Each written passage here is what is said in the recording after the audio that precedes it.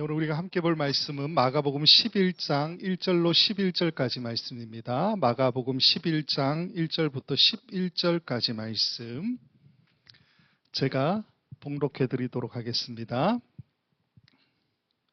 그들이 예루살렘 가까이 와서 감람산 벳바게와 베다니에 이르렀을 때에 예수께서 제자 중 둘을 보내시며 이르시되 너희는 맞은편 마을로 가라. 그리로 들어가면 곧 아직 아무도 타보지 않은 나귀 새끼가 매여 있는 것을 보리니 풀어 끌고 오라. 만일 누가 너희에게 왜 이렇게 하느냐 묻거든 주가 쓰시겠다 하라. 그리하면 즉시 이리로 보내리라 하시니 제자들이 가서 본즉 나귀 새끼가 문 앞 거리에 매여 있는지라. 그것을 보니 거기 서 있는 사람 중 어떤 이들이 이르되 나귀 새끼를 풀어 무엇 하려느냐 하매 제자들이 예수께 이르신 대로 말한데 이에 허락하는지라. 나귀 새끼를 예수께로 끌고 와서 자기들의 겉옷을 그 위에 얹어 놓음에 예수께서 다시니 많은 사람들은 자기들의 겉옷을 또 다른 이들은 들에서 벤 나뭇가지를 길에 펴며 앞에서 가고 뒤에서 따르는 자들이 소리 지르되 호산나 찬송하리로다. 주의 이름으로 오시는 이여 찬송하리로다. 오는 우리 조상 다윗의 나라여 가장 높은 곳에서 호산나 하더라. 예수께서 예루살렘에 이르러 성전에 들어가사 모든 것을 둘러보시고 때가 이미 저물매 12 제자를 데리시고 베다니에 나가시니라. 아멘. 지난 시간에 우리가 살펴봤던 마가복음 10장 마지막 부분의 이야기는 마가복음에 나오는 예수님의 마지막 치유 사건에 대한 이야기, 즉 맹인 거지 바디메오를 고치신 그 사건에 대한 이야기를 같이 살펴보았습니다. 10장의 이야기를 간단하게 말씀을 드리면요, 예수님의 마지막 세 번째 순환 예고가 있음에도 불구하고 야고보와 요한이 예수님께 엉뚱한 어떤 요청을 하게 되죠. 그리고 제자들은 그 야고보와 요한의 그 예수님께 대한 청탁, 이렇게 볼 수도 있는데, 거기에 대해서 알게 되자 서로 다투는 장면이 나오지 않습니까? 이게 순환 예고 때마다 반복되던 패턴이다라고 말씀을 드렸었습니다. 반면에 이 10장 마지막에 나오는 맹인거지 바디메오, 이 사람은 어떤 모습을 우리에게 보여줍니까? 적극적으로 예수님을 다윗의 자손이라고 부르고 있는 장면을 우리가 살펴봤었죠. 그리고 엘레에손메, 나를 불쌍히 여기소서, 내게 은혜를 베푸소서라고 외치는 장면도 저희가 살펴보지 않았습니까? 이 바디메오가 길에 앉아있던 거지잖아요. 그 길에 앉아있던 거지가 사람들이 주는 것으로 겨우 배고름을 해결할 수밖에 없던 그가 예수를 길에서 따랐다라고 그렇게 결론을 맺고 있죠. 우리가 보여주는 게 뭡니까? 길이라고 하는 이 호도스라는 단어가 길이라는 의미도 있지만 단순하게 그가 보게 된 것뿐만이 아니라 인생의 여정도 바뀌고 그리고 행동과 사고방식도 바뀌는 그런 경험, 변화를 경험했다라는 것이 이 마가복음 10장 마지막 맹인거지 바디메오 이야기가 우리에게 보여주는 이야기다라는 겁니다. 생각해 보면요, 우리가 예수님을 따라가는 제자들을 보면 예수님과 함께 쭉 지금까지 왔잖아요. 그러니까 3년의 시간을 같이 왔다. 많은 시간을 함께 보내는 것만이 결코 중요하지 않다라는 걸 우리가 알 수 있죠. 바디메오처럼 단 한 번 예수님을 만났을 뿐이지만 새롭게 뜬 눈으로 예수님을 바라보고 이 땅에 오신 분이구나, 메시아로 오신 분이구나 라는 것을 그가 깨닫게 되죠. 그분을 진정 받아들이고 삶이 변화되지 않습니까? 우리에게도 그런 변화가 요구된다라는 것을 이 10장 마지막이 말씀해 주고 있는 것이 아니냐라는 겁니다. 이게 지난 시간 살펴봤던 이야기고요. 오늘은 11장으로 이제 들어오는데 11장은 본격적으로 순환이 시작되는 일주일의 이야기입니다. 그러니까 예수님의 마지막 일주일이라고 보시면 돼요. 마지막 일주일의 이 이야기 속에 어떤 이야기들이 포함되어 있느냐, 그 첫 이야기가 바로 오늘 11장 맨 앞에 나오는 이야기라는 겁니다. 우리가 좀 살펴봐야 될 것이 있는데 그게 뭐냐 하면요, 11장은 핵심 키워드가 있습니다. 핵심 키워드가 뭐냐, 나중에 가면요 저기 11장 28절 정도 가면은 권위에 대한 이야기가 나오거든요. 즉 대제사장들과 서기관들과 장로들이 권위에 대해서 언급하는데 이렇게 말씀이 되어 있습니다. 이르되 무슨 권위로 이런 일을 하느냐, 누가 이런 일을 할 권위를 주었느냐, 예수님께 되묻는 질문이거든요. 여기에서 아마 권위라고 하는 것은 그들 입장에서 어떤 뜻입니까? 누가 당신을 지도자로 세웠습니까? 이 질문 아닐까요? 자신들이 보기에는 어떤 사람입니까? 자신들은 민족의 지도자고요. 지도자라고 하는 것, 즉 권위를 대물림하고 있는 집단이잖아요. 근데 예수님 어떤 분입니까? 그들의 시각으로 보면 출신도 하찮고 근본조차 알 수 없는 사람 아닙니까? 그래서 권위라고 하는 것이 전체적인 11장의 핵심 키워드로 작용되고 있다라는 겁니다. 자, 그러나 그들이 몰랐던 게 있죠. 그게 뭡니까? 우리가 다 알고 있듯이 예수님께서 말씀하시는 자신의 권위는 어디에서부터 옵니까? 하나님께로부터 오는 권위라는 거죠. 하나님께서 보내신 메시아가 예수님 자신이다. 그게 예수님의 권위가 아니냐라는 겁니다. 그래서 이제부터 우리가 살펴보게 되는 11장의 이 예수님의 마지막 일주일의 이야기는 어떤 이야기를 담고 있느냐. 복음서가 다 그렇겠지만요. 더 핵심적으로 이 마지막 일주일의 이야기는 하나님께서 보내신 메시아가 예수다라는 것을 우리에게 말해주는 이야기라는 겁니다. 이 이야기를 하기 위해서 일주일의 기록이 마가복음 전체의 3분의 1이에요. 그 3분의 1을 할애해서 예수가 곧 메시아다라는 이야기를 우리에게 해주고 있다라는 겁니다.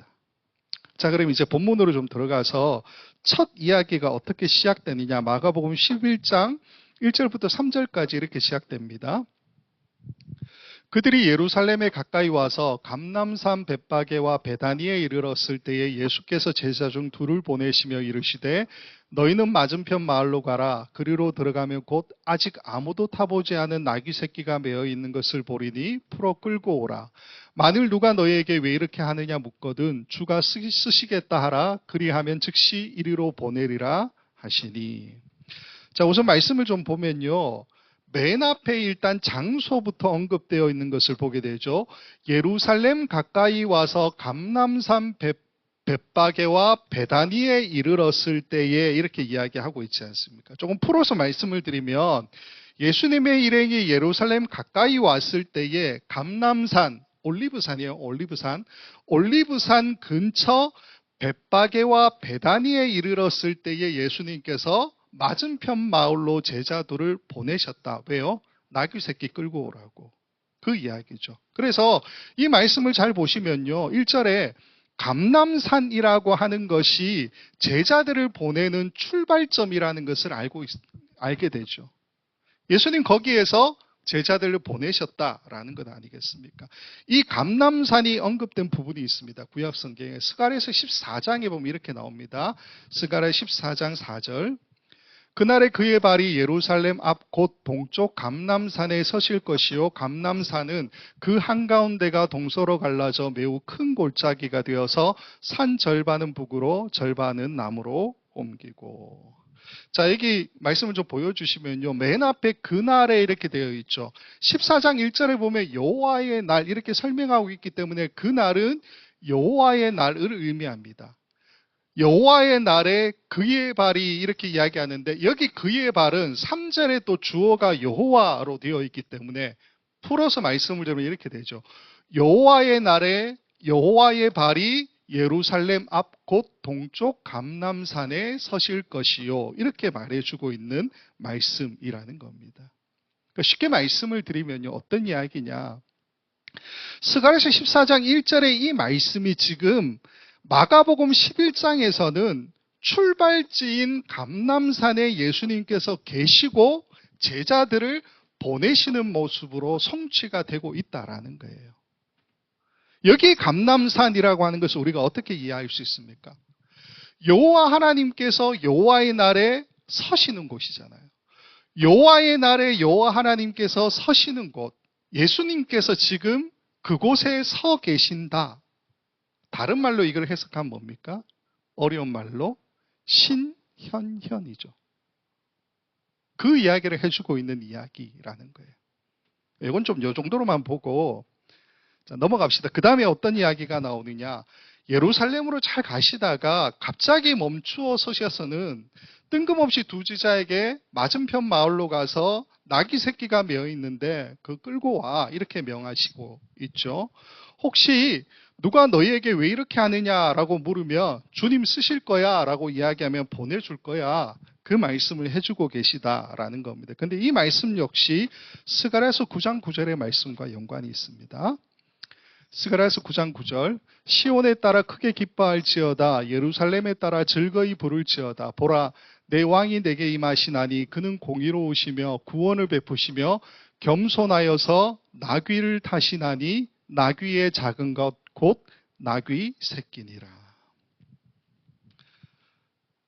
이 장면이 스가랴서 9장 9절을 성취하고 있는 모양이다라는 것은 잘 알고 계시죠. 스가랴서 말씀은요. 포로 귀환 이후에 돌아온 유다 백성들이 성전 재건을 해야 되는데 거기에 대해서 서로 독려하고 영적 회개를 촉구하기 위해서 쓰였던 말씀이 바로 스가랴서입니다. 생각해 보시면 나라는 이미 없잖아요. 바벨론 포로에서 돌아왔다고 해서 나라가 다시 생깁니까? 아니요, 그렇지 않아요. 성전을 재건하고 성벽을 재건하는 것으로 끝이 납니다. 나라는 없어요.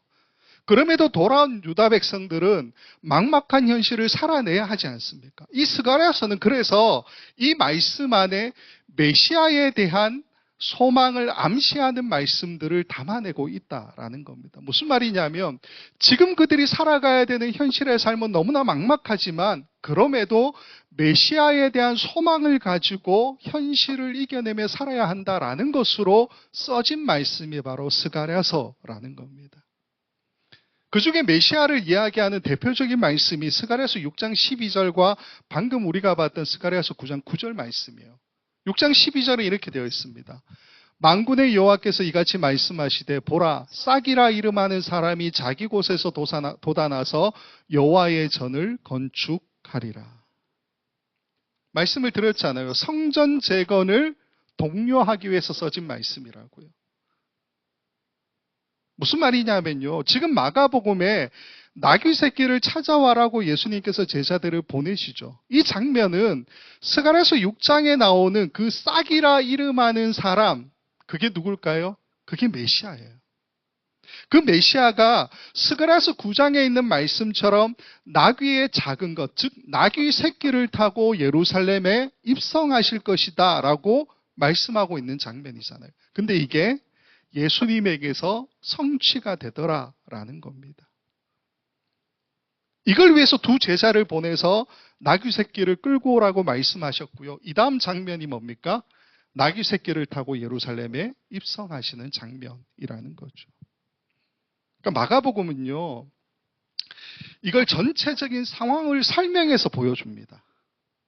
근데 마태복음 21장이나 요한복음 12장을 보면요. 아예 예수님이 나귀 타고 예루살렘 입성하는 것은 스가랴서 9장 9절 말씀의 성취야라는 거를 말씀을 갖다 적어놔서 아예 이걸로 확인해라라고 이야기하고 있어요. 스가랴서 9장 9절 말씀을 인용했다라는 건데 마태복음 21장 4절과 5절, 요한복음 12장 15절을 보면 이렇게 되어 있습니다. 마태복음 21장 4절 5절 이는 선지자를 통하여 하신 말씀을 이루려 하심이라 일러스되 시온의 딸에게 이르기를 내 왕이 내게 임하나니 그는 겸손하여 나귀 곧 멍에 매는 짐승의 새끼를 탔도다 하라 하였느니라. 요한복음 12장 15절 이는 기록된 바 시온 따라 두려워하지 말라 보라 너의 왕이 나귀 새끼를 타고 오신다 함과 같더라. 근데 이걸 가지고요, 불투만이라고 하는 신학자는 어떻게 이야기하느냐. 나귀 새끼를 타고 예루살렘에 입성하시는 이 장면에 대한 이야기는 동화적인 소재를 반영하고 있는 전설 같은 이야기다. 이렇게 이야기해요. 이 사람이 양식 비평을 하는 사람이기 때문에 후대에 추가된 이야기로 그렇게 생각할 수 있습니다. 예. 그러나 불투만이 간과한 사실이 하나가 있습니다. 그게 뭐냐 하면 동화적인 소재를 반영한 이야기였으면 결론도 어떻게 나와야 됩니까? 동화적인 소재로 끝이 나야 되죠. 예를 들어 우리가 신데렐라 이야기 잘 알고 있지 않습니까? 신데렐라 이야기는 어떻게 끝이 납니까? 왕자가 유리구두 들고 와서 사람들에게 다 신겨보게 하잖아요. 그랬더니 신데렐라가 딱 맞아요. 그래서 신데렐라 데리고 가서 결혼하고 행복하게 살았더라. 그게 끝이 아닙니까? 대부분 동화가 가지고 있는 결론이라고 하는 것은 권선징악 혹은 교훈을 주는 것으로 끝을 맺고 있죠. 그러나 오늘 우리가 보고 있는 나귀 새끼를 타고 예루살렘으로 입성하시는 예수님의 이 이야기는 동화적인 이야기처럼 보여질지는 모르지만 결론은 그렇지 않죠. 만일 동화적인 소재로 결론을 맺었다라고 이야기하려면 어떻게 끝이 납니까? 예수님이 왕이 되셨거나 사람들 모아다가 위대한 나라를 건국했다. 이런 이야기로 끝을 맺어야 되는 게 맞잖아요. 근데 그렇지 않다라는 겁니다. 우리 이 이야기는 어떻게 끝이 나느냐? 마가복음 11장 11절을 보면 이렇게 끝이 납니다.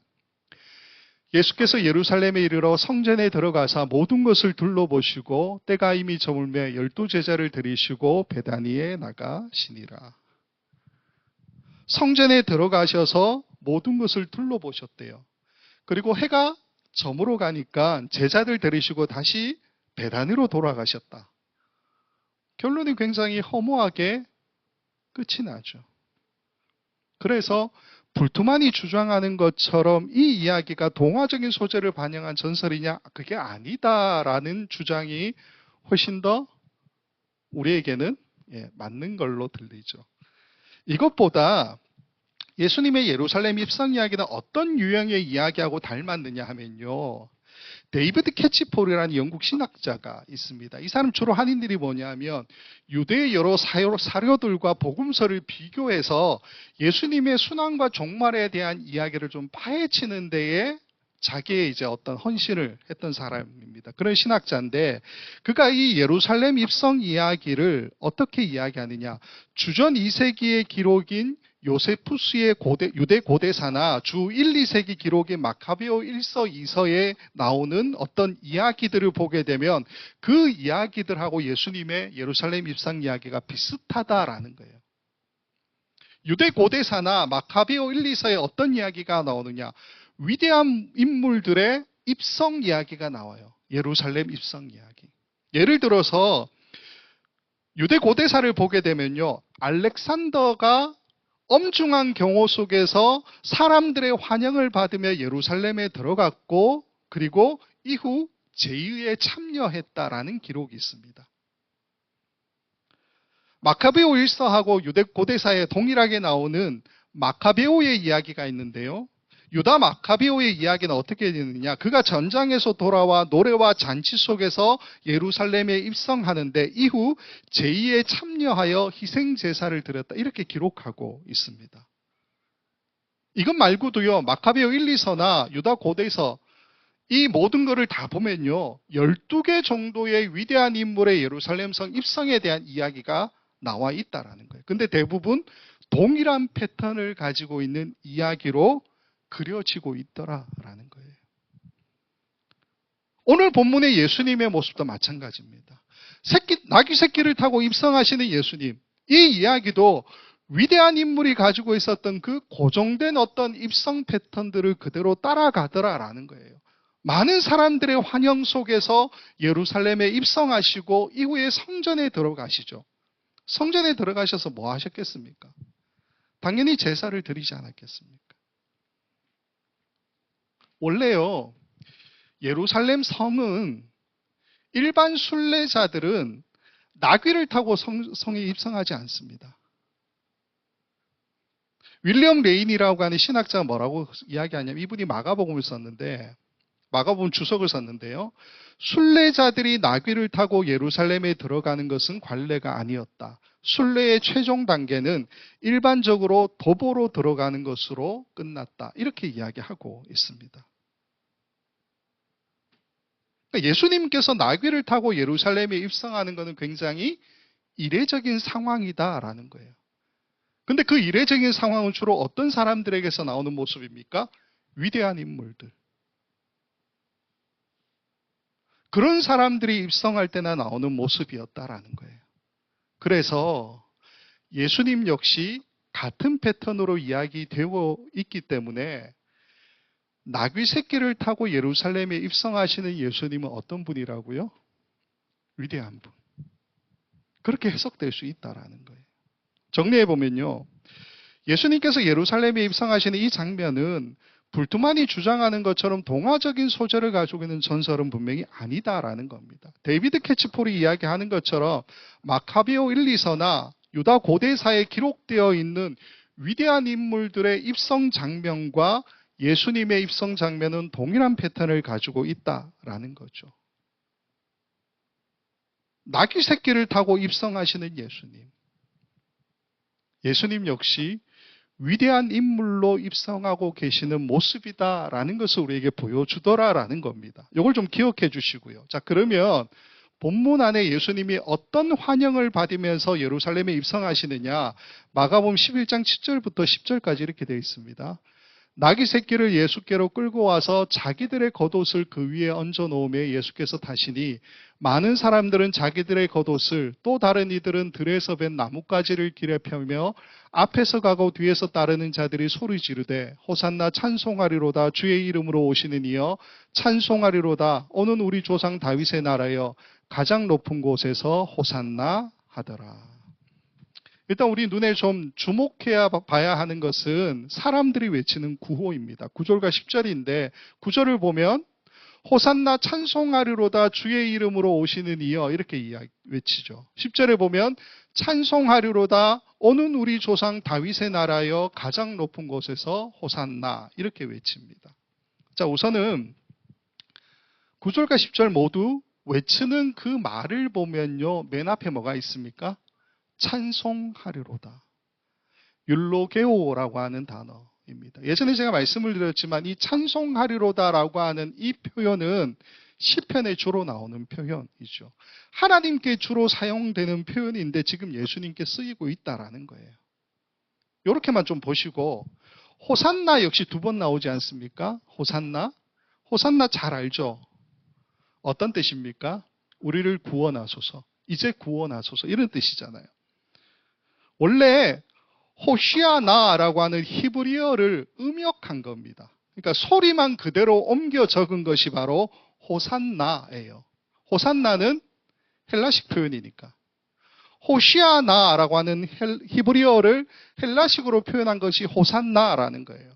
구약 성경이 헬라어 70인용으로 번역될 때에 호시아나라고 하는 이 단어가 주로 어떻게 번역되냐면 소손대라고 하는 단어로 번역이 됩니다. 그런데 마가복음은 굳이 여기에 음력 그대로, 즉 아람어 원형, 헬라어 원형 그대로 어떻게 이야기합니까? 호산나라고 기록하고 있다라는 거예요. 이 호산나가 구원하다라고 하는 뜻의 히브리어인 야샤라고 하는 동사로부터 기인한 단어입니다. 예수님의 이름, 예수라고 하는 이름의 히브리식 표현이 뭡니까? 예호슈아잖아요. 아람식 표현이 예슈아입니다. 근데 예호슈아, 예슈아 모두 어디에서 파생된 단어냐면 야샤에서 파생된 단어라는 거예요. 그래서 이 호산나라고 하는 외치는 이 말은 무엇을 수식하냐면 예수라고 하는 그 이름을 수식하게 되어 있다라는 겁니다. 그러니까 호산나가 예수를 수식하기 때문에 해석하면 호산나는 어떤 뜻입니까? 우리를 구원하소서. 맞아요. 그런데 뒤에 하나가 더 붙어요. 우리를 구원하소서 예수여. 왜 이렇게 말씀을 드릴 수 있느냐면요. 사무엘의 14장과 열왕기 6장을 보게 되면요. 왕에게 호산나라고 외치는 장면이 있습니다. 그 장면을 보면요. 호산나가 수식하는 것은 왕입니다. 왜 이렇게 왕을 수식한다고 볼 수 있느냐? 호산나는 원래는 하나님께만 수식되어지는 단어예요. 하나님께만. 우리를 구원하소서라는 거니까 하나님께만 당연히 외치는 말이 되어야 하는 것 아닙니까? 근데 지금 이 무리들의 외침은 어떤 뜻입니까? 하나님께 구원을 요청하되 그 구원이 예수를 통해서 이루어지는 것을 위해서 그들이 외치고 있는 장면이라는 거죠. 마찬가지로 사무엘하 14장과 열왕기하 6장에 나오는 그 왕들에게 호산나 외치는 것도 그 왕들을 통해 하나님의 구원이 임하기를 소망하는 외침이다라는 겁니다. 자, 그리고 또 하나 보면요. 10절에 보면 우리 조상 다윗의 나라여 이렇게 이야기하고 있죠. 그러니까 예수님과 다윗의 자손이라고 하는 것을 일부러 연결시켜 주고 있는데 이건 지난 시간에 우리가 봤었습니다. 어떻게 봤느냐? 마가복음 안에 예수님을 다윗의 자손, 이게 뭡니까? 휘의 다비드 이렇게 되어 있죠. 이 다윗의 자손이라고 부르는 거는 맹인거지 바디메오가 처음이었고요. 이전에도 안 나오는 표현입니다. 마가복음에 딱 3번 나오는데 10장과 12장에만 이렇게 나오고 있습니다. 마가복음 10장 47절 48절. 나사렛 예수시란 말을 듣고 소리질러 이르되 다윗의 자손이여 나를 불쌍히 여기소서 하거늘 많은 사람이 꾸짖어 잠잠하라 하되 그가 더욱 크게 소리질러 이르되 다윗의 자손이여 나를 불쌍히 여기소서 하는지라. 이게 맹인거지 바디메오 이야기잖아요. 마가복음 12장 35절 예수께서 성전에서 가르치시되 대답하여 이르되 어찌하여 서기관들이 그리스도를 다윗의 자손이라 하느냐. 이게 예수님께서 하신 말씀이죠. 오늘 우리의 본문을 보면요. 다윗의 자손, 즉 휘의 다비드라고 하는 그 정확한 명칭이 나오는 건 아닙니다. 그러나 우리 조상 다윗의 나라여라고 하는 것 역시 같은 의미로 해석될 수 있는 이야기라는 거죠. 그래서 정리하면요. 예수님을 지금 맹인거지 바디메오가 처음 외쳤던 다윗의 자손이라는 그 말을 사람들의 입을 통해서 동일하게 외쳐지는 것으로 11장은 이야기해주고 있다라는 겁니다. 이건 아마도 저자가 이 11장의 핵심 키워드가 뭐라고 이야기했습니까? 권위잖아요. 권위. 즉 예루살렘 입성 장면에서 바디메오를 통해 외쳐졌던 이 다윗의 조상이라고 하는 다윗의 자손이라는 이 호칭이 사람들의 입을 통해서 외쳐지는 것으로 통해서 예수님의 권위를 이렇게 드러내려고 하는 것이 아니냐라는 겁니다. 그분이 비록 나귀 새끼를 타고 예루살렘에 입성하시지만 그분이야말로 진정한 다윗의 자손이다. 우리의 찬송을 받으실 분이다. 우리를 구원하실 예수다라는 것을 보여주는 말씀이 바로 오늘 이 말씀이 아니냐라는 겁니다. 자, 그러면서 이제 이 예루살렘 입성 장면이 이렇게 끝을 맺죠. 11장 11절. 예수께서 예루살렘에 이르러 성전에 들어가서 모든 것을 둘러보시고 때가 이미 저물매 12제자를 데리시고 베다니에 나가시니라. 요 결론은 같은 평행 본문을 가지고 있는 마태복음이나 누가복음, 즉 공간복음은 모두 다 똑같은 비슷한 결론을 맺고 있습니다. 그런데 유일하게 요한복음에도 이 기록이 있거든요. 요한복음은 좀 다르게 결론을 맺고 있어요. 요한복음 12장 16절을 보면 이렇게 나옵니다. 제자들은 처음에 이 일을 깨닫지 못하였다가 예수께서 영광을 얻으신 후에야 이것이 예수께 대하여 기록된 것임과 사람들이 예수께 이같이 한 것임이 생각났더라. 풀어서 말씀을 드리면요. 예루살렘에 입성하는 그 장면에 대해서 제자들이 처음에는 그것을 깨닫지 못했대요. 근데 예수님께서 영광을 얻으신 후 언제입니까? 부활하신 이후에 이것이 예수님에게 대한 기록이다라는 것과 스가랴서 9장 9절에 있는 말씀에 사람들이 환호하는 것처럼 지금 사람들이 즐거이 부른 것이다라는 것이 이제서야 생각이 났다라고 기록하는 것이 요한복음 12장 16절의 말씀이라는 겁니다. 그러니까 무슨 말이냐면요. 우리가 맹인거지 바디메오 이야기에서도 살펴봤었지만 그 앞에 또 어떤 이야기가 나옵니까? 마지막 순환 예고 속에서 야고보와 요한이 했던 어떤 행동들도 있죠. 그전에는 모든 순환 예고 때마다 보이는 제자들의 모습이 있지 않습니까? 마가복음이 이제 6장밖에 남지 않았어요. 마지막 일주일 기록밖에 남지 않은 이 시점에서 이 마가복음의 저자가 보여주고 있는 제자들의 모습이 어떠하냐라는 거예요. 요한복음 12장 16절이 보여주고 있는 것처럼 나중에 깨닫잖아요. 예수님 부활하신 이후에 영광을 얻으신 이후에야 깨닫잖아요. 그전에는요. 몰랐다라는 거죠. 깨닫지 못했다. 우리가 제자들의 입장에서 한번 생각해 봅시다. 제자들이 볼 때 지금 예수님은 어떤 분처럼 보입니까? 나귀 새끼 끌고 오라고 제자들을 보냈죠. 그러니까 제자들이 가면서 무슨 생각했을까요? 십계명에 내 이웃의 것을 탐내지 말라 되어 있잖아요. 예수님 누구 건지도 모르는 저 나귀 새끼를 왜 끌고 오라고 하시지? 저 나귀를 납치해 와야 하는 제자들의 그 마음이 평안했을까요? 아니겠죠. 예루살렘에 입성하시는 예수님의 모습은 어떻습니까?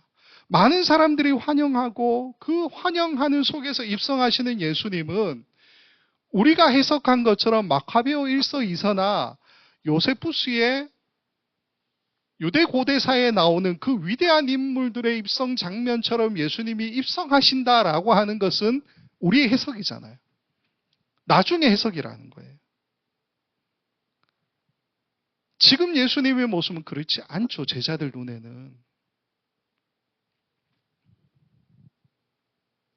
물론 우리는 이 사건이 마태와 누가복음이 직접적으로 스가랴서 9장 9절의 말씀을 인용하고 있지 않아도 메시아로 오시는 예수님의 예루살렘 입성 장면이라는 것을 요한복음을 통해서 우리가 깨닫지 않습니까? 근데 요한복음의 기록을 우리가 자세히 보면요. 당시 함께 입성하고 있었던 이 제자들도 그때는 그 상황을 이해하지 못했다라는 거죠. 여전히 깨닫지 못하고요. 나중에 예수님이 영광을 얻으신 이후에야 이게 예수님에 대한 기록이었구나. 이게 사람들이 환호했던 그 모든 게 성경에 기록된 것이고 이게 그렇게 성취되었던 것이구나라고 생각이 났다라는 거죠. 지난 시간에도 말씀을 드렸지만 마가복음 끝까지 제자들은 이 모습이에요. 16장이 끝인데 거의 끝까지 제자들이 변화되었다는 말씀 하나도 안 나옵니다. 실패하고 넘어지고 그 이야기밖에 안 나오죠. 아마도 마가복음의 저자가 3분의 1이나 되는 이 마지막 일주일 순환의 이야기를 그렇게 할애하면서 우리에게 말해주고자 하는 것이 제자들의 이 모습이 우리의 모습하고 똑같다는 것을 말해주는 것 아닐까요? 우리도 다를 바 없다고요. 우리에게 예수님의 예루살렘 입성은 어떤 의미가 있습니까? 순환의 시작 맞죠. 그러나 동시에 우리는 철저하게 우리의 구원이라고 하는 관점에서 이 예루살렘 입성을 바라보고 있지 않습니까? 드디어 예수님이 나를 위해 죽으러 가시는구나. 예수님 그렇게 십자가로 가셔서 죽으시면 나의 죄가 용서받는 거잖아요. 사람들의 환영과 환호 속에서 예루살렘에 입성하시는 예수님을 그렇기 때문에 긍정적으로, 영웅적으로 바라보는 것이 우리의 관점 아닙니까? 제가 기독교 성화를 좀 살펴봤었는데 예루살렘에 입성하시는 예수님의 이 모습을 그린 그림들을 보면요. 대부분 축제와 환호와 승리에 초점 맞추어진 그림들입니다. 근데 어떤 그림들을 보면요. 예수님의 표정이 굉장히 멍해요. 어떻게 보면 굉장한 슬픔과 고뇌를 가지고 있는 표정으로 그려지고 있다라는 겁니다. 예루살렘에 입성하시는 예수님을 바라보는 우리의 관점이 그렇지 않습니까? 축제와 환호와 승리. 그게 우리의 관점이죠. 우리도 동일하게 기대와 환호 속에서 예루살렘에 입성하시는 예수님을 그렇게 바라보고 있지 않느냐라는 겁니다. 우리가 잊지 말아야 될 사실은요. 예수님에게 예루살렘 입성은 순환의 한 주가 시작된다라는 것을 말해주는 입성이라는 겁니다. 이제부터 예수님이 가시는 마지막 일주일의 시간은 사람들의 오해와 고통과 고난과 저주 속에서 서서히 꺼져가는 자신의 생명을 하나님께 의지할 수밖에 없는 시간들이지요. 예수님께 이 시간은 그 순환이 지나가기를 땀이 피가 되도록 새벽 서리를 맞으며 하나님께 매달렸던 기도의 시간이고요. 아버지의 뜻대로 이루어지기 위해서 채찍질로 십자가형으로 고통스럽게 온몸으로 그러한 것들을 감당해야 했던 시간들이었다라는 겁니다. 그렇게 죽음을 향해 가는 그 첫걸음이 바로 오늘 지금 우리가 살펴보고 있는 나귀 새끼를 타고 예루살렘 성으로 입성하는 예수님의 모습이라는 겁니다. 저 여러분 모두가 간절히 바라기는요. 나귀 새끼를 타고 예루살렘으로 입성하시는 예수님의 이 모습을 바라보는 우리의 시각, 우리의 눈이 사람들의 환영과 환호 속에서 멀어지지 않기를 간절히 소망합니다. 현실의 이익이나 자랑이나 허영이나 이러한 것들이 우리를 눈멀게 하는 경우가 얼마나 많이 있습니까? 다시금 우리 자신을 좀 돌아보고 결단하고 겸손하게 나귀 새끼를 타고 입성하시는 예수님, 그 예수님을 뒤따라가는 것이 우리들 아니겠습니까?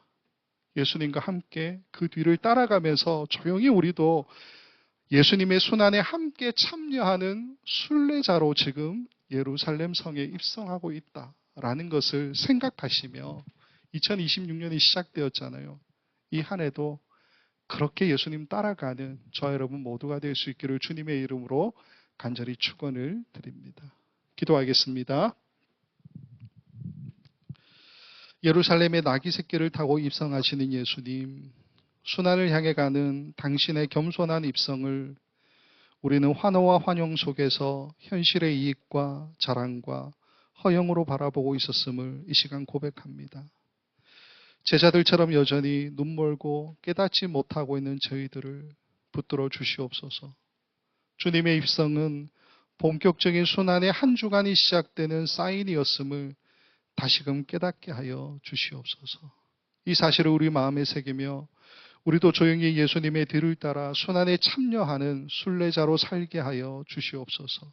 그래서 우리를 부르시는 그날까지 우리 주님 뒤를 잘 따라가 주님과 함께 영광에 들어가는 우리 모두가 되게 하여 주시옵소서. 언제나 우리 앞서가시는 예수 그리스도의 이름으로 간절히 기도하옵나이다. 아멘.